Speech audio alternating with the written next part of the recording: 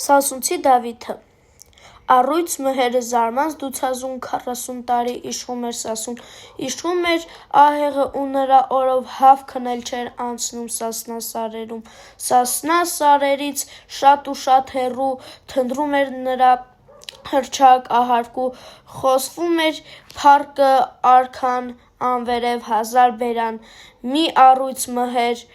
էսպես ահավոր առույծի նման Սասնա սարերում նստած էր իշխան 40 տարի, 40 տարում, աղ չէր քաշել նա դեռ իրեն օրում, բայց հիմա երբ որ եկավ ծերացավ, էն ահ նայի սիրտը ներսոհած միցավ, սկսեց մտածել դյութազուն ծերը, հասել էին կյանքիս աշնան օրերը, շուտով սև հողի կերթամ ես գերի, կանցնի ծეხի պես փառքը մհերին,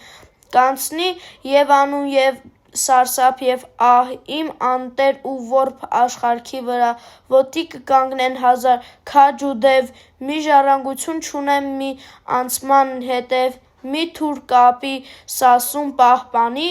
ու միտքեր անում հսկա ծերունի։